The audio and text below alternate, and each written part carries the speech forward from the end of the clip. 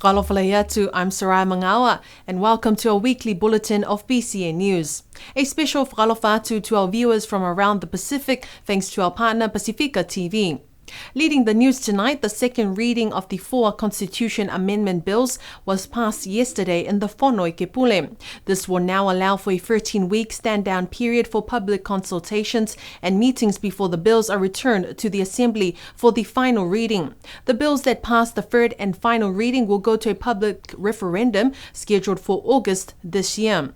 Here's more on this story. The second reading of the 4 Constitution Amendment Bills was the highlight of yesterday's sitting of the Fonoikepule.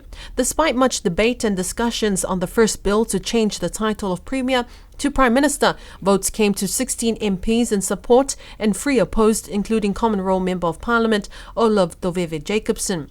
The second bill to increase the number of cabinet ministers from 4 to 6 was agreed by 14 MPs. The 3 members who opposed included Common Role Member of Parliament Olaf Jacobson, Emanif Gausim-Navalui, and Member for Alofi North Tutuli Heka.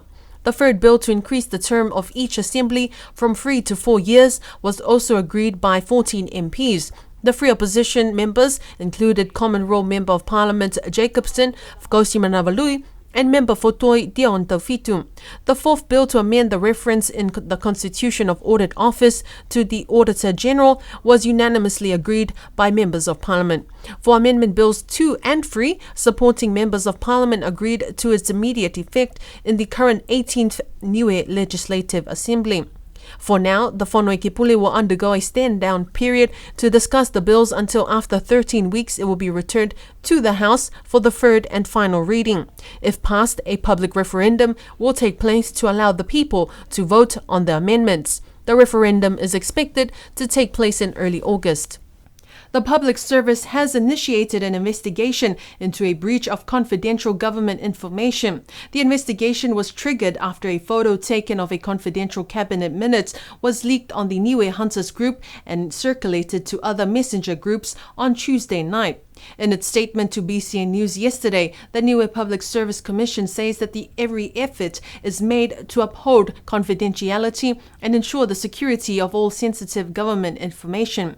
The post and the photo of the confidential cabinet minutes were taken off social media yesterday afternoon. Here's more on this story with our senior reporter, Esther Pavihi.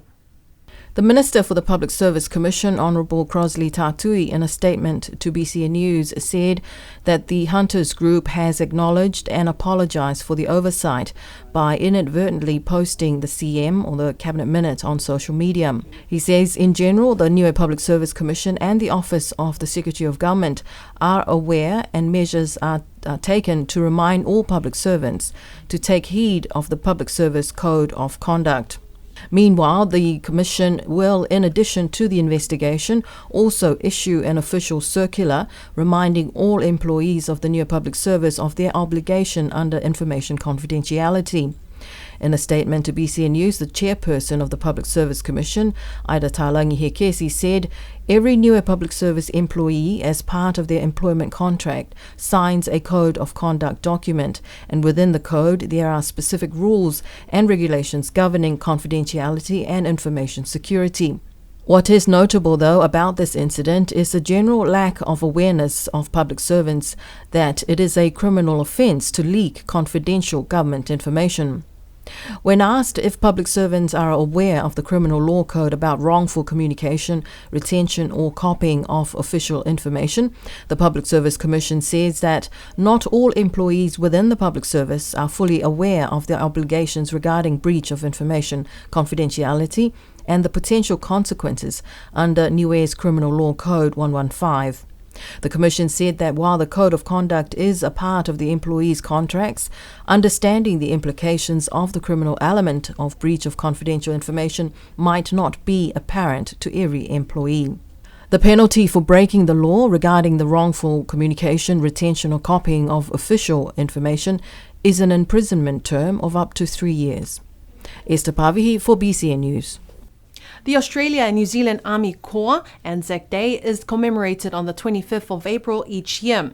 And last Thursday, in the early hours of the morning, hundreds gathered for the National Anzac Dawn service.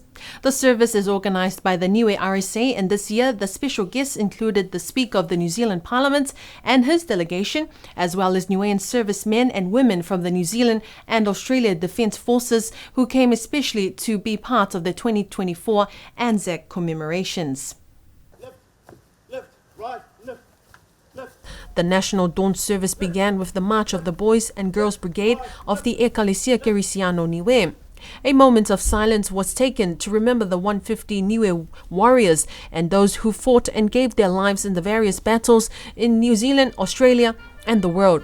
In his speech, RSA President Charlie Tovaka urges the government to not forget the RSA and to help build a home for the RSA. Speaker of the New Zealand House of Representatives, Right Honourable Jerry Brown-Lee, delivered a speech representing the government of New Zealand. He responded in support to Mr. Tovaka's call for the government to help build a home for the Niue RSA.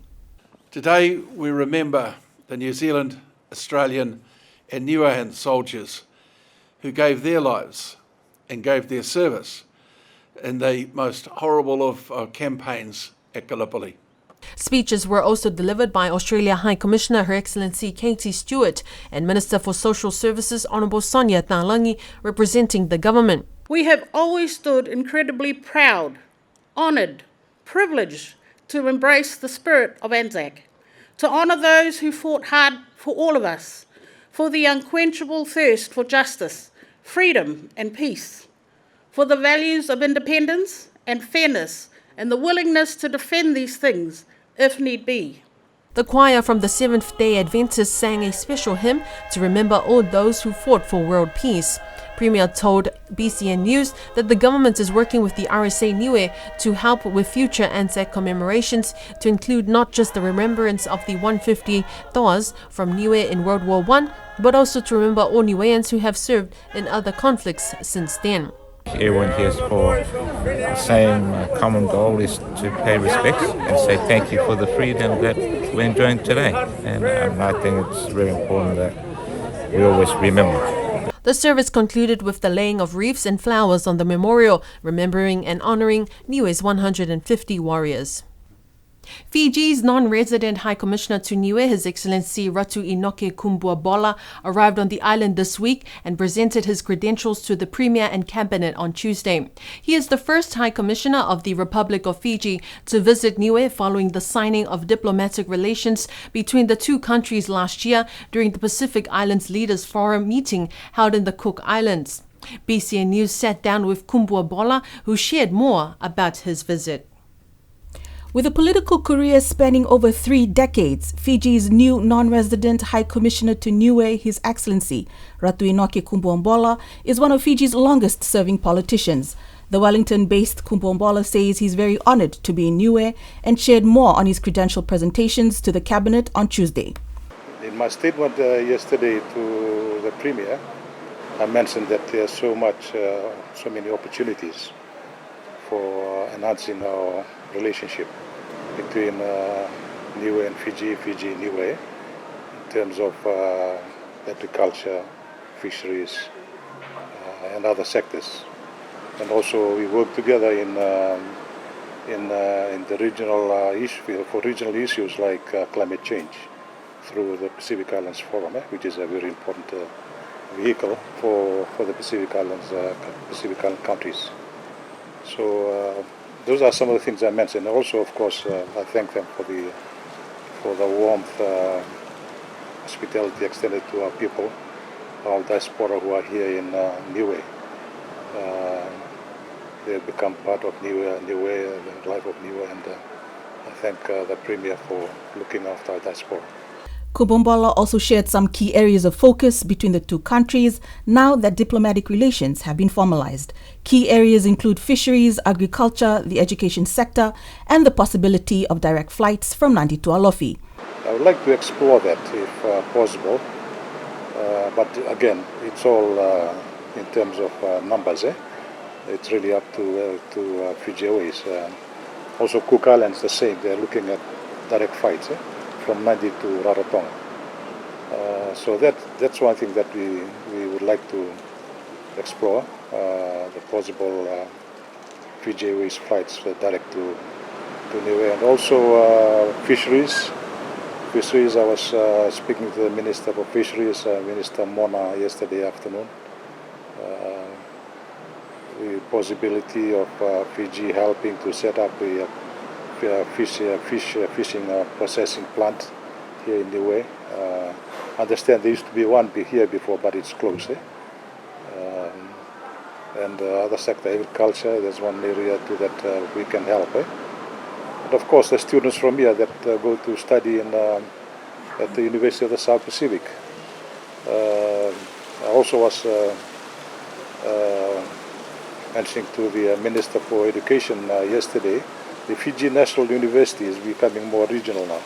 Kumbombola first visited Niue in 1977 and has always enjoyed the relaxed and laid-back lifestyle of the island. He thanked the Niue government and its people for the genuine warmth it has graciously extended to the Fijian community here. So my first trip here was 1977, and I was well looked after by the late Reverend Popi Talangi, General Secretary of the Ecclesia Niue. So that was my first trip, 1977. And my last trip, and every year I used to come, till 1987, then when I went into politics. My last trip here was 2016. It was a big meeting here, the SPC CRGA meeting. We stayed also in this hotel.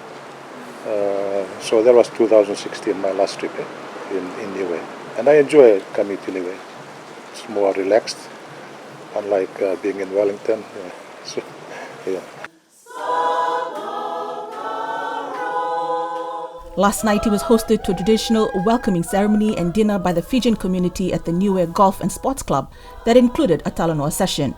Fiji Community President Penny Rarasea says renewal of passports and visas were some issues raised last night. One of the issues that we raised in our meeting today, it's one is the validity of the passport.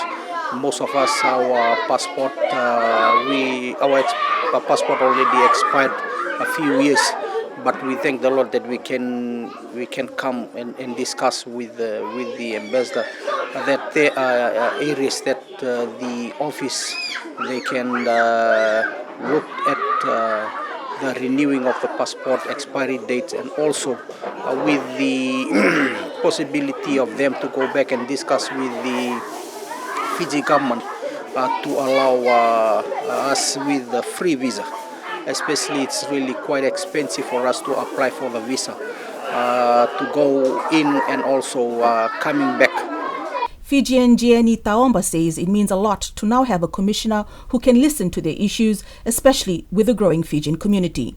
It means a lot to have a Fiji High Commissioner here in Niue, because from what I can recall, this is the first time that we've had a visit from the Fiji High Commissioner who is now residing in New Zealand. In the past, we've always had to communicate whatever problems we have here in Niue as a Fijian to Wellington, to the Wellington office. But having him here is of great importance to us, especially now where there are a lot more Fijians on the island. Another Fiji resident, Sefeti Fatiaki, who has lived in Niue for 36 years, says this is a great opportunity to strengthen ties between the two countries. This is a good privilege, opportunity for us Fijians to take a look now at what we are facing. Right? We have a lot of Fijians coming over, and I believe that there will be a lot of Fijians more to come. There will be more Fijians to come. So it's precisely the time to really establish these ties and put forward requests and whatnot that our people want or they have in mind. Yeah? Kumbombola is expected to return for the 50th anniversary celebration in October and leaves the island tomorrow. Speaker of the New Zealand House of Representatives, the Right Honourable Jerry Brownlee, was on the island last week. He was accompanied by his delegation, including 4 New Zealand members of parliament and government officials. Speaker Brownlee and his delegation participated in various programs and activities before they departed the island last Friday. This includes a forum with the village council and youth of the island. Here's more on this story. Speaker Brownlee and his accompanying members of parliament, including List MP Honourable Dr. Aisha Verrell, Member of Parliament for Palmerston North Mr. Tangi Utikere, and Member for Napier Katie Niman, and List MP Huhana Linden were part of the Village Councils and Youth Forum last Tuesday, taking place at the NDMO office. BCN News caught up with the Honourable Brownlee as he shares his thoughts on Niue's population that despite being small, it is dynamic in its own way. Your population here is fairly stable at the moment, and although it's small, it's dynamic, and your productivity per head of population is very, very high. New Zealand is not going to walk away from Niue at any point, in my view, and there should be ongoing discussions about how the New Zealand government can assist Niue to be more attractive to some of the many Niueans, tens of thousands of Niueans who live in New Zealand. We also had the opportunity to speak with the Labour Member of Parliament, Honourable Dr. Aisha Verrell, an infectious disease doctor with expertise in vaccines and COVID-19 response, on her health advice to the locals on the island. She also mentioned the challenges of bringing in health staff from abroad, as this is a challenge as well in New Zealand. Absolutely, one of my really strong views about health is that it's the basics that are the foundation of the best healthcare. So the basics include not smoking. That is actually the number one thing any person can do for their health, and any country can do to promote health as well. In terms of, yes, we are fortunate in New Zealand to have some services that aren't available here in Niue, but actually there are parts of New Zealand where access to those services are difficult, and we work very hard to organise those. The visiting delegation wished the people of Niue the very best as they prepare to celebrate their 50th anniversary in October. Last Wednesday, a special session of the Whanoi Kipule to welcome the visiting dignitaries took place. This saw the blessing of the new Vice-Regal Chair. BCN News understands this is the first visit from New Zealand government dignitaries, as there will be other high-level visits throughout the year, marking 50 years of self-government in free association with New Zealand. Niue USB alumni held their first of a series of panel discussions marking 50 years of self-government this year. This was held at the Taonga Auditorium last Saturday with the topic, the Niue legislative body, the Whanoi Kipule, and what it means to the people of Niue today. Panelists including current and former cabinet ministers and the Speaker of the Assembly. The panel was moderated by BCN News senior reporter Esther Pavihi. Here's more on this story.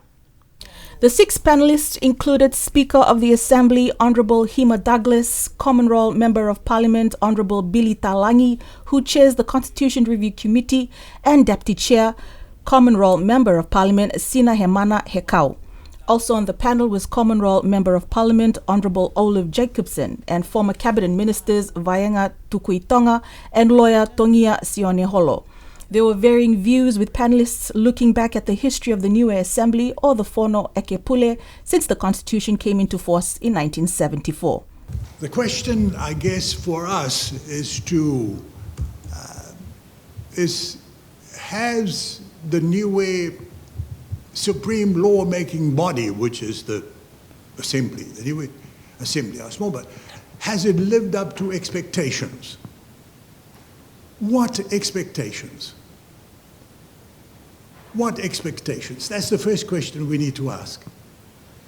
I think I can say with a certain degree of confidence that when we first set out on our journey of self-government, we weren't quite sure where we were going. All we knew was that New Zealand has decided it was time to hand back the reins of our country to the people of this land. Many questions were asked about the expectations since Niue became a self-governing nation. There were also much discussions on the lack of awareness of governance amongst the people of Niue. The responses from the audience and those listening from abroad were positive in wanting to know more about the Constitution and Niue's journey of nation building. There is still much work to finalize before the Cool Roof Reflex research project begins. BCN News caught up with the Auckland University research team on Monday, led by Professor Sir Colin Tukuitonga. The team says that they are expecting to begin the study in the coming months. The Cool Roof project began in July last year. It is part of a global study on cool roof effectiveness on health, environmental and economic outcomes. Niue is one of 4 countries that are part of this study. BCN News spoke with Auckland University PhD researcher and project manager Dr. Noah Bunkley on Monday this week, who gave the latest progress update of the project. We're making progress. So we are looking at bringing the materials over to Niue in the next few months.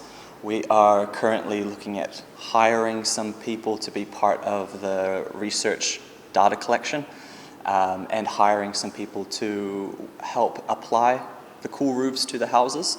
And so all these things take time, but hopefully we'll get started in the next few months. The team is yet to finalize the logistics, materials and data collectors who will be coming to Niue for the commencement of this project.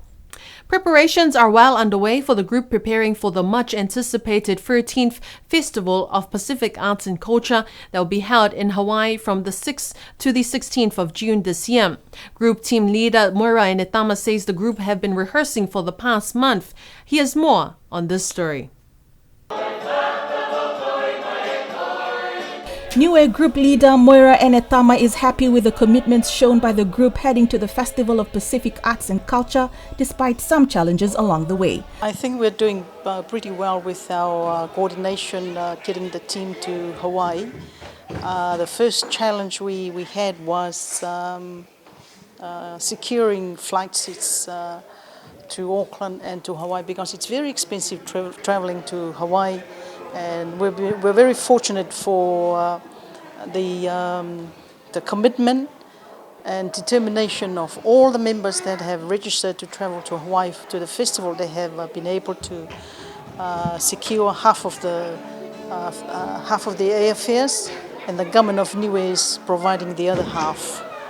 Moira explains the various items they will be performing at the event. A lot of work doing at the moment is practicing on heritage dance, performing arts, singing, and just practicing a lot of singing. Also in the picture, the hymns, because we are required to attend ecumenical service as well. A group of 74 from Niue is expected to attend the event. There will be 74 of us living Niue, 5 in Auckland, in New Zealand, plus 10 already based in Hawaii. The Festival of Pacific Arts and Culture is the world's largest celebration of Indigenous Pacific Islanders and is a platform for Pacific Island nations to showcase their rich heritage and artistic talents. People showed up early last Saturday for the second Hikutavake Show Day. Locals and visitors were quick to get their food at the stalls that were selling on the day. Niue Premier Honourable Dalton Tagelangi, Social Services Minister Sonia Talangi and Common Role Member of Parliament Olaf Jacobson were also in attendance. Lili Liumahetau from Toi says the best things about show days is buying food and meeting with friends and just having a good chat. The next village show day is Makefu that will take place next Saturday, 11th of May. The Ream and Plumbing World Waka Fishing Tournament was a hype of activities last Friday. Niue Tourism Director Maika Fuhiniu Viviani says the event has been running for several years now, with the inclusion of the Waka event to encourage traditional fishing as well. So the Ream and Plumbing World Fishing Tournament has actually been an event that's been running over several years, in fact. What we've done is we've included the waka over the years, and that's just to encourage the traditional fishing, but we actually have 12 anglers that are from New Zealand. They're part of the Ream and Plumbing World group. So this would be over 10 years now. They've been visiting Niue annually, bar COVID, but it's a great event, and it's something we encourage the locals to participate in as well. There were about 12 international anglers and over 20 local wakas who were part of the tournament. Our charter boats run for 4 days, so they started today, Saturday, and they run until Wednesday. Fishing's from 5:30 to 10:30. So if you'd like to come down and watch the weigh-in, of course, make your way down. We'd also like to take this opportunity to thank our sponsors. We had quite a bit of local sponsorship for our Waka tournament in particular, Environment, PMCU, Scenic, Maravai, Telecom Niue, and Swanson Supermarket. So great local support as well for our Waka fishermen. Most expatriate workers to Niue would bring with them their families, but for physiotherapist at Niue Fall Hospital, Derek Singh from Fiji, he brought with him his collection of DC action figures. Derek says it was a hobby which turned into an obsession. BCN News caught up with Derek last Wednesday at his home. I've always been a DC fan, DC Comics fan, ever since I was a kid, and I used to love watching the cartoons that came on TV. And so, well, back then I'd have Superman toys, I would play with it, and I didn't know that, I would want it as a collection when later on I became an adult. And I missed out on those toys. Growing up, I was a big fan of the DC comics. I used to love the movies, especially when the new, when the DCEU, the cinematic universe came up. Started from the Man of Steel. So missed that one, but from Batman vs. Superman till 2022, I used to go for all the premieres of the movie. So the day it would come out, I would go and watch the DC movies.